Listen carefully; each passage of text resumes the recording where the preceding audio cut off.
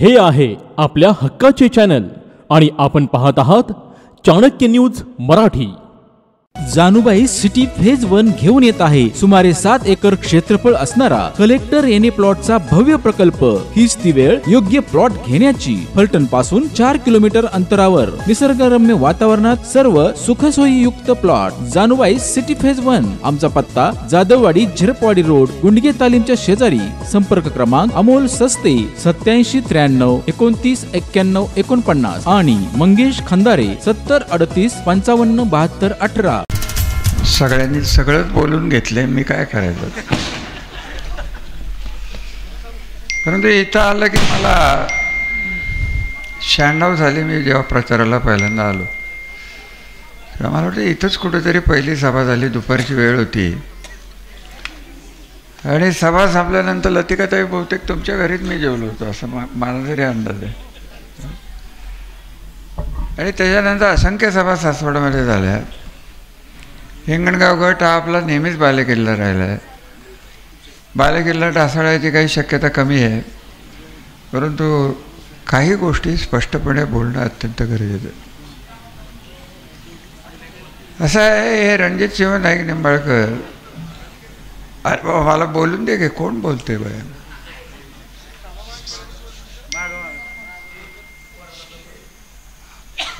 हा विकृत माणूस। त्यांच्या शेजारी इथं बसलेले होते ते प्रल्हाद पाटील सर। त्यांनी मला एक किस्सा सांगितला की 96 साली कैलासवासी हिंदूराव नाईक निंबाळकर खासदार झाले। त्यांनी दूध संघ काढला, त्याचं नाव ठेवलं स्वराज्य प्राध्याप प्रायव्हेट लिमिटेड।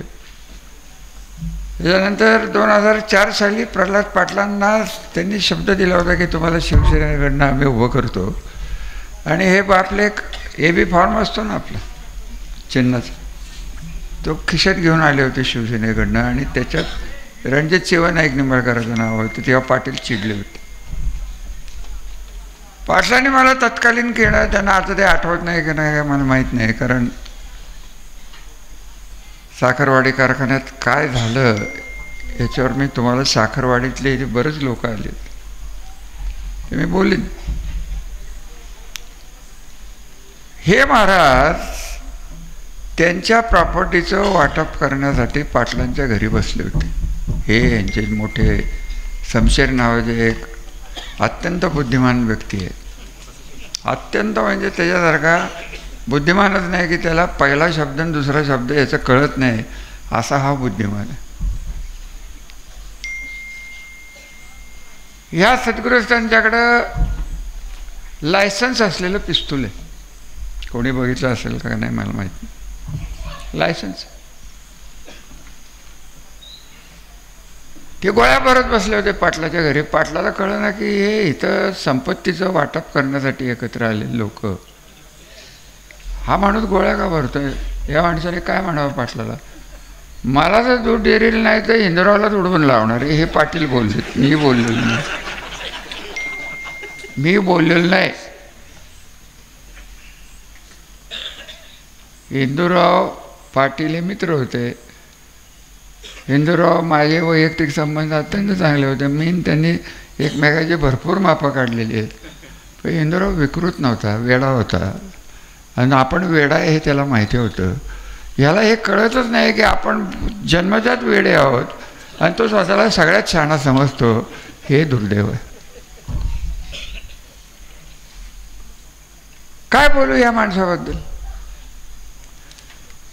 1995-96ला मी जेव्हा आमदार झालो तेव्हा मी पहिल्यांदा लवाद वाचला। मला तो दिवस माझी टॉवर काय म्हणता तुम्ही त्याला, आमदार निवासात मी पहिल्यांदा राहायला गेलो होतो। B44 का काहीतरी माझा नंबर होता। आणि लवाद वाचल्यानंतर माझ्या लक्षात आलं की आपण तर शब्द दिलेत की पाणी आणणार, कारण इंदूर चिमणराव कदमांनी फक्त पाण्यावरच राजकारण केलं। चिमणरावनी जे अभ्यास केला होता तो चुकीचा नव्हता, फक्त प्रत्यक्षात आणण्याची कुवत त्यांच्यात नव्हती, ती मी करून दाखवली। त्याचं कारण मी अभ्यास केला होता। पाणी शिल्लक आहे, कृष्णा नदीतनं पुराचं पाणी हे वाहायला जातं आहे, भीमा नदीतनं वाहायला जातं आहे आणि कर्नाटक आणि आंध्राला जातं आहे, याचा एक अभ्यास माझ्यासमोर आला आणि तो बघितला.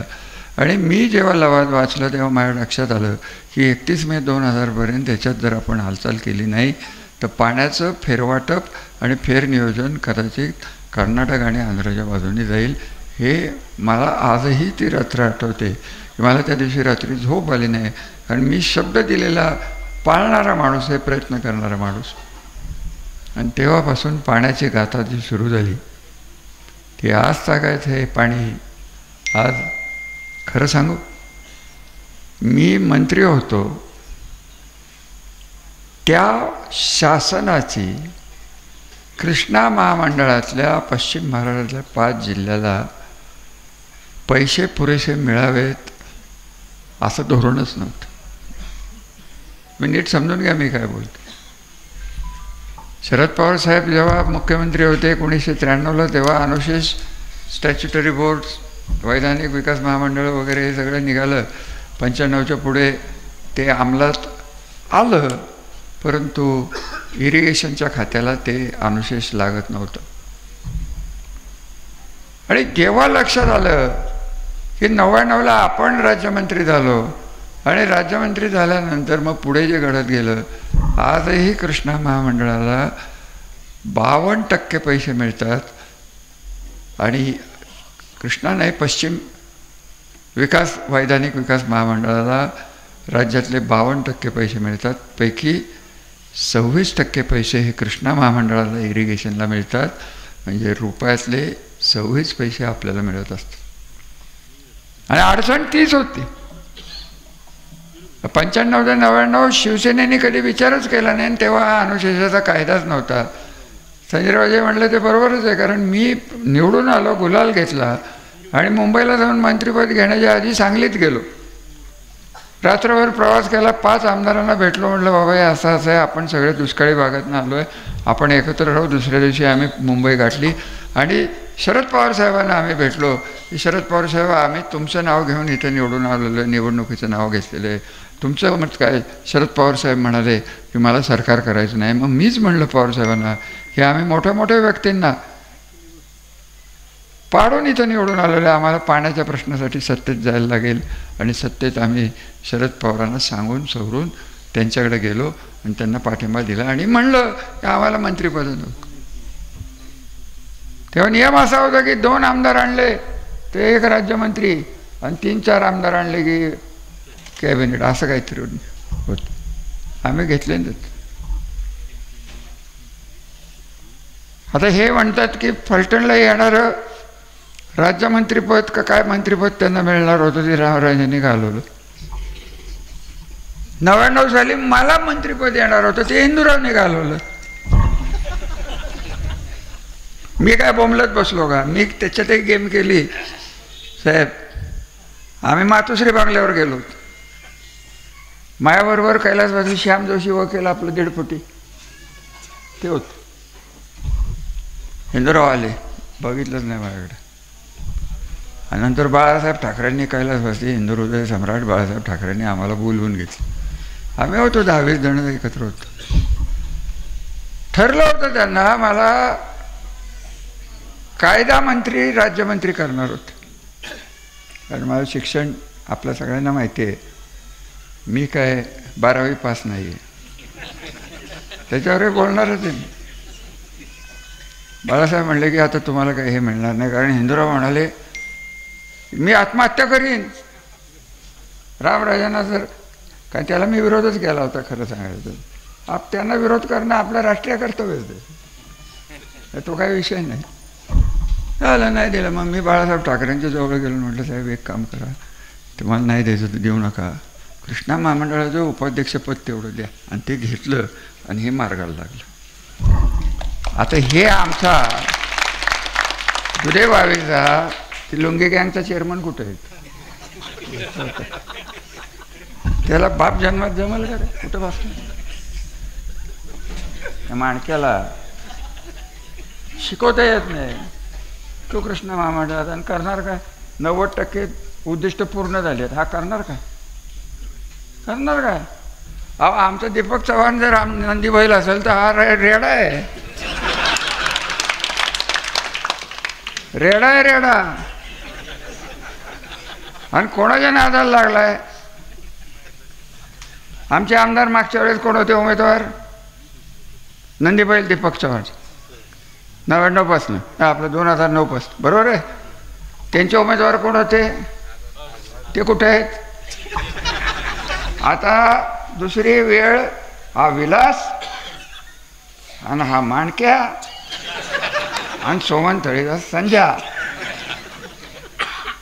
नाही झालं तर माझं नाव बदला तुम्ही. रांगेतच आहेत. त्यांच्या गावात हे बोलून आलोय शंकररावने, तुम्ही विलासराव फार मोठी चूक केली. एक वेळ मला विरोध केला असता तर परवडलं असतं आणि अजून कुठं शिवसेनेत गेला असतं तरी परवडलं असतं, परंतु तुम्ही ज्याच्या नादाला लागून गेलाय तो तुम्हाला ईडी लावल्याशिवाय राहणार नाही. आणि त्यांचं आगावणे, आगावणे नंबर 1, आगावणे नंबर 2, आगावणे नंबर 3 आणि आगावणे नंबर 4 रेकॉर्ड. आगावण्याने माझ्या विरोधात उपोषणं केली होती. मी काही त्रास दिला त्याला? लक्षच दिलं नाही. म्हटलं काय व्हायचं ते, आणि ते गेलं विचार उभं राहिलं यांच्या विरोधात. त्यांचे व्यवहार आणि आरोप काय? आगावण्याला रामराजेच हे का? अहो तुम्हाला एक क्लिप ऐकवायचं माझ्या मनात आलं.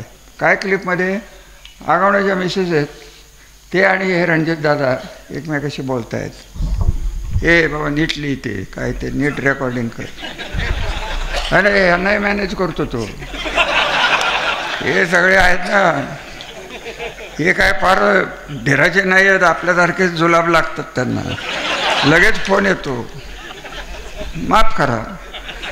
जी वस्तुस्थिती आहे ती मी आज बोलायचं असतं. मिसेस आगावणे आणि रणजित दादा बोलत आहेत. ती बाई पाया पडते फोनवर, माझ्या मुलांची आत्महत्या झाली, माझा फॅक्ट आहे संजय बाबा, माझ्याकडे आत्ता माझ्या मोबाईलमध्ये क्लिप येते. ती बाई पाया पडते. हे काय म्हणते 6 फुटी? हे म्हणते की तुम्हाला हे करायला लावले, हे रामराजांनी करायला लावले, हे जाहीर बोला. आता माझा काय संबंध आहे काय ते? हा त्याला हे म्हणतोय मी काय तुम्हाला सोडणार नाही, तुम्ही सुरू केले म्हणजे कोणी त्या आगावणे साहेबांनी, त्याचा शेवट मीच करणार आहे, मी ऐकणार नाही. त्यांच्या मुलींच्यावर आत्महत्येची वेळ आली, अशा माणसाला तुम्ही खासदार केलं आणि अशा माणसाला तुम्ही मतं टाकलं, ही त्याची चूक नाही, तुमची चूक आहे. तुम्ही ह्या क्लिपा बघितल्या नव्हत्या? काय सांगताय तुम्ही मला? अख्ख्या जगात या इलेक्शनमध्ये तर या क्लिपा सगळ्यांनी बघितल्या. तुम्हाला तुमच्या मुलींच्यावर ही वेळ आली तर कसं वाटेल? आगावणे काय चांगलं आहे का वाईट आहे मला काय घेणं देणं नाही. ते जो खासदार म्हणून उभा राहतो त्यांनी या आत्महत्येची वेळ स्वतःच्या कार्यकर्त्यावर आणली आणि त्याला आपल्यातले आता हे माणिक म्हणजे हे कचऱ्यातलं माणिक शोधून काढणारे म्हणजे आमचे बंधूच होते. यांचंच काम आहे. आणि हा त्याला म्हणतोय 2 4 लाख रुपये सोडून तू माझ्याकडे आलास, तू काय अविश्वास आणि विश्वासघातक्यांचं सगळंच आगर घेऊन जाणार आहेस का? मग आमच्याकडनंच नावं घेऊन जा, मीच नावं देतो एवढे घेऊन जा म्हणून. आपल्यालाही सूजच आली आहे की जरा कमी झालं तर बरंच होईल की. आपल्याकडे एका गावात दीपकराव किती गट आहेत आणि कसे बोंबलतात एकमेकाविरुद्ध. संजयबाबांच्या माझे आता मी काळे करतो म्हणून तुम्हाला कळत नाही, संजयबाबा करत नाहीत. आमचे केस त्या गटबाजीनेच निम्मे घालवले आणि उरलेले आहेत ते कारखान्याने घालवले. आता ही वस्तुस्थितीच आहे. काय सांगायचं आहे तुम्हाला ना? अशा लोकांना तुम्ही निवडून देता आणि त्याला खासदार. आणि मलाही भारतीय जनता पार्टीचं बाकी कमाल वाटतं. कमाल. इतकी मेथॉडिकल पार्टी, इतकं नियोजनबद्ध काम, इतकी सोशल मीडिया, इतकं सगळं अभ्यासपूर्ण त्यांचे हे सगळं जवळनं मी 30 वर्ष बघतो. माझी भारतीय जनता पार्टीची नाही, भारतीय कम्युनिस्ट पार्टीची नाही, माझी कुठल्याच पार्टीशी कधीच भांडणं झालेली नाहीत. कारण पाणी हा माझा पक्ष होता आणि माझी जनता ही माझा उद्देश होता. मला काय घेणं देणं नाही. डावा उजवा तिरका हिंदुत्व सार्वजनिक काय घेणं देणं नाही, काही घेणं देणं नाही. गरीब असतो आणि श्रीमंत हा श्रीमंत असतो. दुष्काळ हा सगळ्यांना लागू होतो, तो फक्त हिंदूंनाच लागू होतो, मुसलमानांना होत नाही, मागासवर्गीयांना होत नाही. हे काय आपल्याला पटणाऱ्या गोष्टी आमच्या घराच्या संस्कारात बसत. सांगायचं तात्पर्य एकच आहे की ह्याला काही कळतच नाही हो. आता इथं महिला बसल्यात, मी मगाशीच महिला 5-25 बसल्या. ह्याचं शिक्षण किती आहे माहिती आहे का तुम्हाला? काकासाहेब, आपण तिथं काम केलेलं आहे. हे डिप्लोमा इन होम अप्लायन्सेस, हे डिप्लोमाचा अर्थ तुम्हाला कळला. होम अप्लायन्सेस म्हणजे या महिला मिक्सर, पंखा, नंतर अजून काय काय असतं त्यांच्याकडं, रेफ्रिजरेटर, इस्त्री. त्याला म्हणावं सायकल वाटण्यापेक्षा हे वाटलं असतं तर तुझा धंदा आणि तुझ्या शिक्षणाचा तरी उपयोग झाला. अरे कसला हा माणूस तुम्ही दिला हो. आम्हाला पर्याय तुम्हाला शोधायचा असेल तर आमच्या लायकीचा तरी माणूस द्या ना. हे दळबदरी कुठं तुम्हाला सापडलं कोणाला माहिती. आणि ते आमचं जाड नाव लावते. परत म्हणते की मीच एकटा आहे. याने करमाळ्यात जाऊन तर मला संजय बाबा परवा एक माणूस भेटला होता.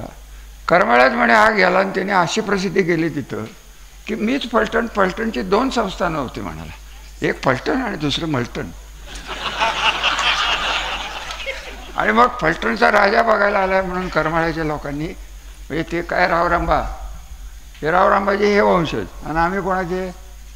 आता हे नको त्या गोष्टी मी तरी कशाला बोलू. या माणसाने आणि ह्या घराने फक्त नाईक निंबाळकर, मालोजीराव नाईक निंबाळकरांच्या घराचा तिरस्कार करण्यापलीकडं आयुष्यभर काही केलेलं नाही. आणि तेच त्याला सांगतात. आता माझ्या आजोबाला दत्तक घेतलं झिरपवाडीच्या निंबाळकरांच्याकडनं, त्याच्यातही राजकारण झालं. माझ्याच वडिलांना घेणार, आजोबांना घेणार होते. आता ते तिथं कुठलं राजकारण, काय वाटेल ते बोलतात. आणि त्याला कोण सांगतं हे कोणाला माहिती. हा मलटणच्या बाहेर कधी गेलेला मी बघितला नव्हता त्या काळात. 96 झाली त्यांनी पहिल्यांदा मला शिव्या घातल्या होत्या. किती साली? 96. कोणाच्या घरी? सदाशिव केंद्रेंचं घर. तिथं रात्री 4ला आला. मी बसलो होतो. आमचा वडारी एक समाजाचा कार्यकर्ता पळवून घेऊन चालला होता म्हणून मी गेलो घरी, तिथं गेलो. 4 ते 6 मला शिव्या चालल्या होत्या. हे असल्या लायकीचं तेव्हापासून बघितलं आहे काका. त्याच्या डोक्यात चांगले विचार येणं शक्य आहेत. त्याला माझं तर मत आहे काकासाहेब, आपण सगळेच पैसे गोळा करू, एक वेड्याच्या इस्पितळात पाठवून त्याला जरा शॉक तरी देऊन आलो. मग त्याचं जरा 2 मुली आहेत बिचाराला. त्या 2 मुली चांगल्या मुली आहेत, मला भेटल्या होत्या ना. असं नाही शिकतायत, बापाच्या वळणावर गेलेले नाहीत, आईंच्या असतील. अहो त्यांच्या मंडळी म्हणजे माझ्या मित्राचीच मुलगी. आता तुम्हाला काय काय सांगत बसू.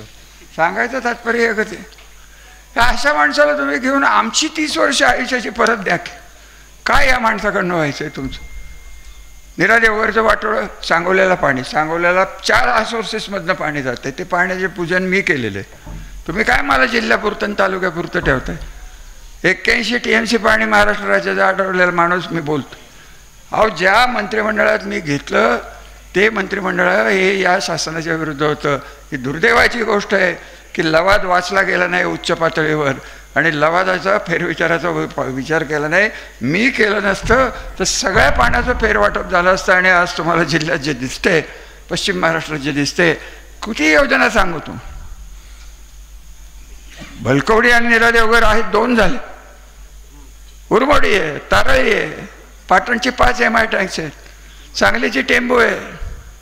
सांगलीची टेंबू कधी चालू झाली बघा ना. सांगोल्यापर्यंत पाणी गेलं.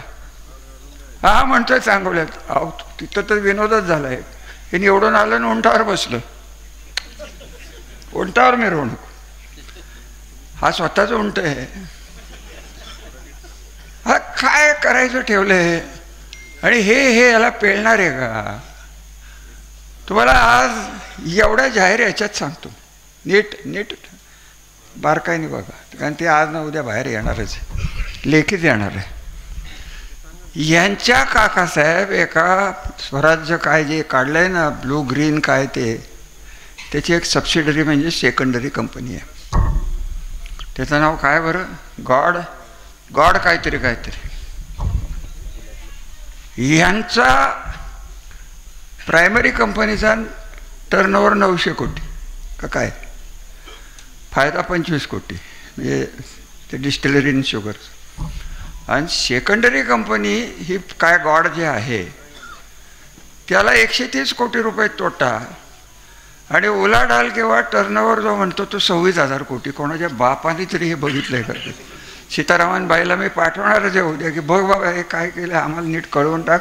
तो आमच्याशी बोलते पार्लमेंटमध्ये, मग मोदींनाही कळवतो की काय भानगड आहे. अहो एखादं शून्य तरी 2 शून्य कमी करा. 2600 कोटी टर्नओव्हर असल्या कंपनीचं 130 कोटी रुपये तोटा होईल का? काय त्याला अर्थ नाही. सगळं बोगस, कारखाने बोगस. ह्या माणसाचा दुसरा धंदा नाही. राजकीय ताकदीचा उपयोग करून बँकांना गंडवणं आणि अगदी एका शब्दात सांगायचं नवीन जुनं करणं. त्याचा आज तुम्ही सिबिल बघितला तर परफेक्ट आहे. आणि मागचं घ्यायचं आणि पुढचंच द्यायचं आहे आणि बाकीचं सगळं डायव्हर्ट करून खिशात घालायचे. आज आमचे गुंडांचे काढतात. तुम्हाला मी एक छापून देऊ, 19 सालची हिंमत असली ते 19 त्याचं ॲफिडेव्हिट काढा. ते पब्लिक डॉक्युमेंट आहे शक्ती. मी तर काय माणसं सांगत नाही. आणि तिथं नावं वाचा. 5-5 लाखाचे कर्ज दाखवलेत. ते 90 कोटी या नवरा बायकोंच्या नावावर गेलेत.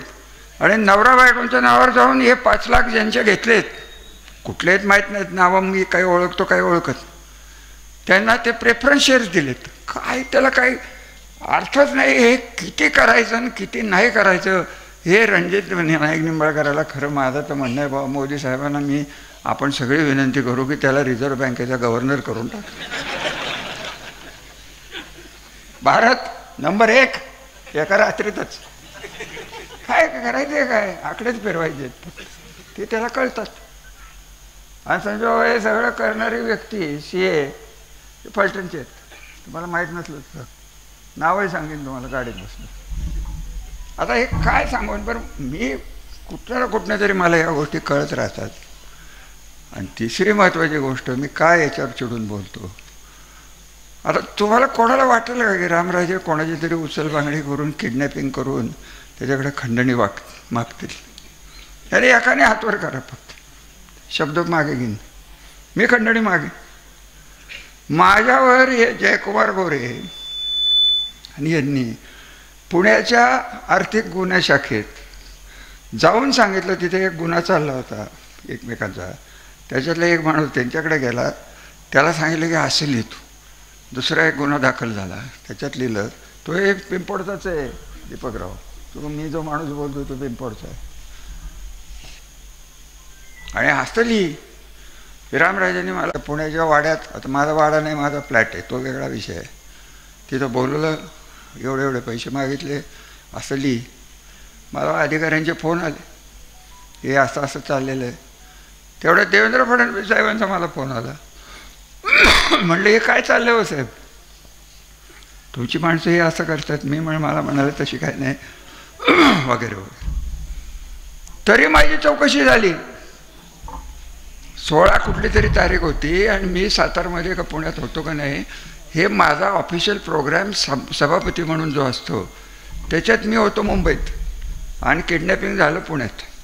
आम्हाला वाटलं नव्हतं पहिल्या यादीतील शेवटच्या यादीतील, की ती पहिल्या यादीत आलं की आपलं. आणि यावेळेसही आपल्याला तेच करायचं. जिथं तो त्याच्या उलटा पार्टी बिर्टी माहीत नाही, ते मी ठरवणार आहे.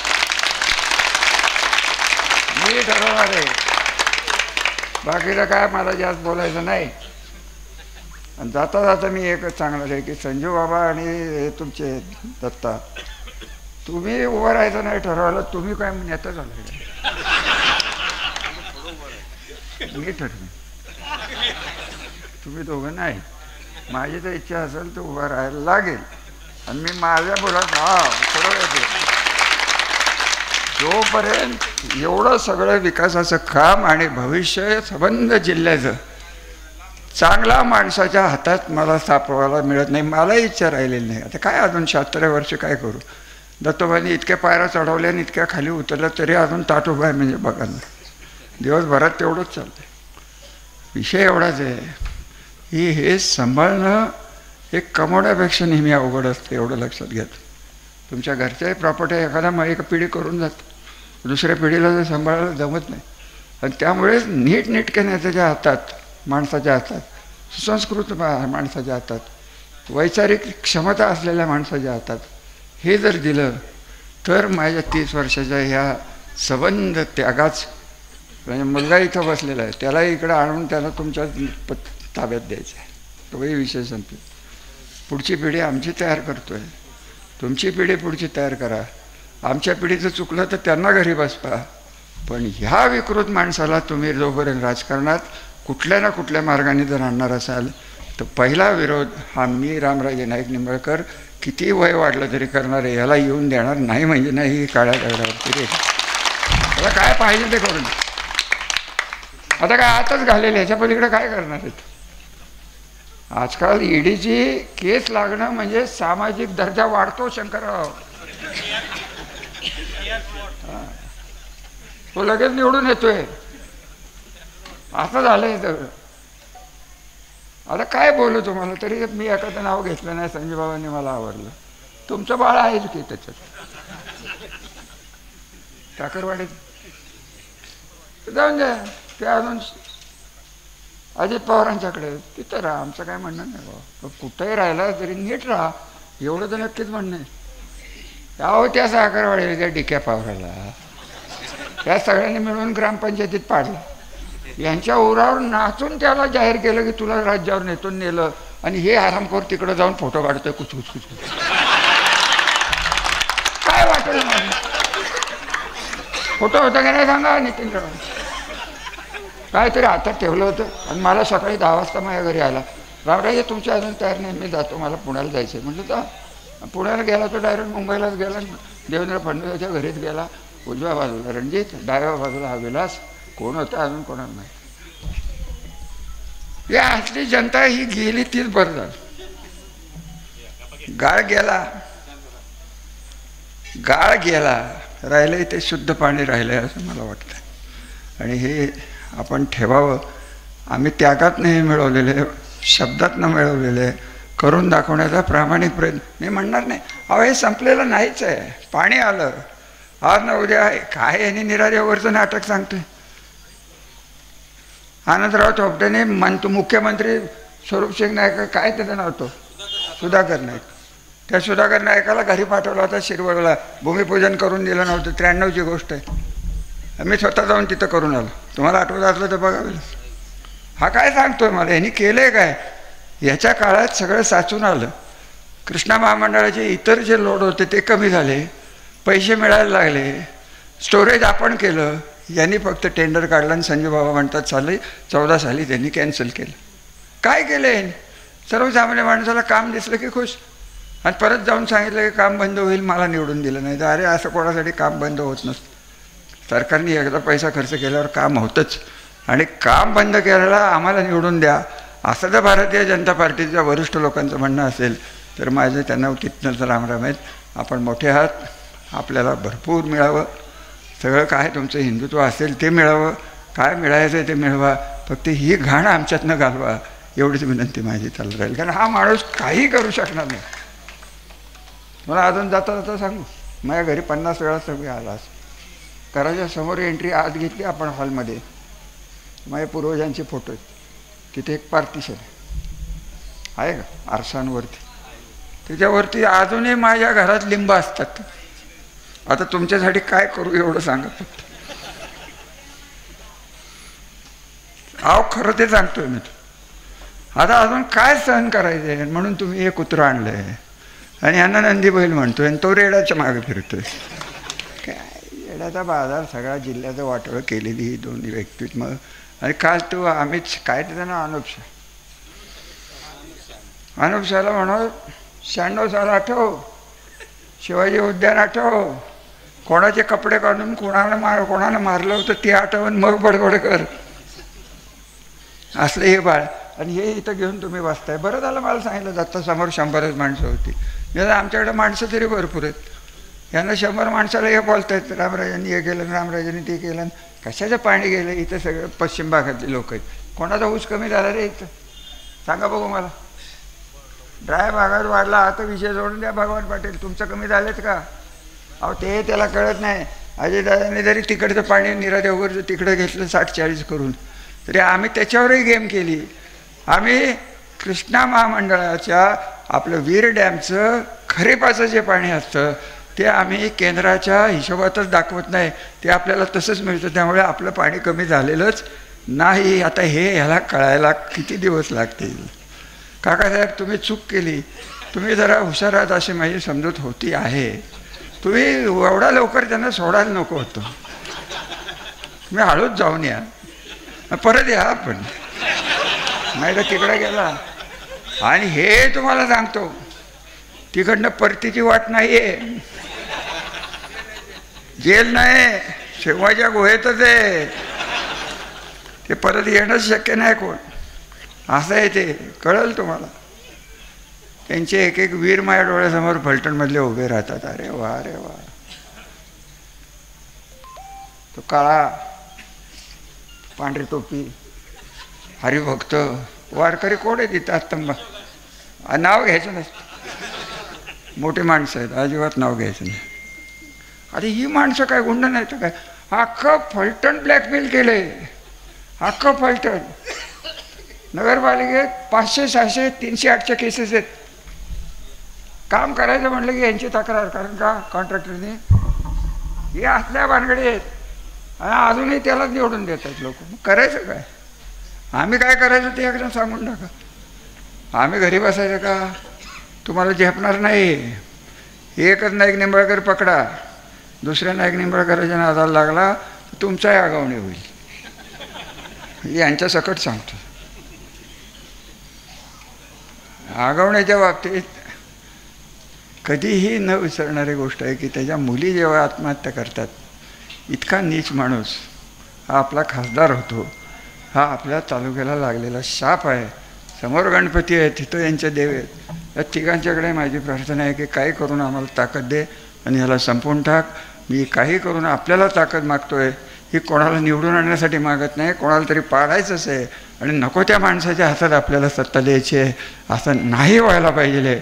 एकदा चुकलं तर आपल्याला 20 वर्ष गेली, 30 वर्ष. दोन्ही कारखाने ताब्यात आणून नीट आणायला 20 वर्ष गेली. एकेकाळचा वैभव संपन्न तालुका आणि पुढचा वैभव संपन्न तालुका, हे माझ्या डोळ्यासमोरची चित्र आहेत. आणि हे जोपर्यंत मला सापडत नाही की हा माणूस पेलणारा माणूस येत नाही, तोपर्यंत राजकारण मी करत राहणार आहे. एवढं बाकी नक्की आहे. आपण सगळ्यांनी त्याला साथ द्याल अशा अपेक्षा करून हा कार्यक्रम इथंच संपला असं जाहीर करून मी रजा घेतो. श्री डेव्हलपर्स निर्मित स्वप्न तुमचे पूर्तता आमची. फलटण पासून अगदी 5 मिनिटांच्या अंतरावर असलेले ज्ञानाई पार्क, तब्बल 120 गुंठ्यांचा भव्य असा सर्व सुविधायुक्त निवासी प्रकल्प. प्रति गुंठा 3.99 लाखांपासून पुढे. तर मग वाट कसली पाहताय? आजच आपला प्लॉट निश्चित करा. आमचा पत्ता सर्वे नंबर 70/3 मौजे ठाकूरकी, जिजाई मंगल कार्यालयाच्या पाठीमागे, फलटण, सातारा रोड. संपर्कासाठी मोबाईल नंबर 92 093 13 009. स्वप्नातला बंगला हवा तर प्लॉट ग्रीन व्ह्यू सिटी मध्येच हवा. फलटण शहरापासून अगदी थोड्याच अंतरावर असलेले ग्रीन व्ह्यू सिटी हीच ती वेळ योग्य प्लॉट घेण्याची. Green view city, Kurvali, Khurd. Booking संपर्क विनोद हाडगे. मोबाईल 9922 64 31 04. ज्ञानदा गुरुकुल पुणे आणि निंबाळकर एज्युकेशन इन्स्टिट्यूट फलटण यांच्या संयुक्त विद्यमाने प्लंबिंग तंत्रज्ञानाची प्राथमिक कौशल्य प्रशिक्षण आपल्या फलटण शहरामध्ये दिनांक 24 जुलै 2024 पासून सुरू झाले आहे. हा कोर्स पूर्ण केल्यावर आपल्याला प्लंबिंग क्षेत्राची दारे खुली होणार आहेत. त्यासाठी आपण या संधीचा नक्की फायदा घ्यावा आणि लाभ घ्यावा. आजच आपला प्रवेश निश्चित करा.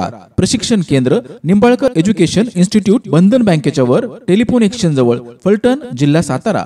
संपर्कासाठी मोबाईल डॉक्टर प्रशांत बापूसाहेब निंबाळकर 91 72 29 31 87. आपला प्रवेश आजच निश्चित करा.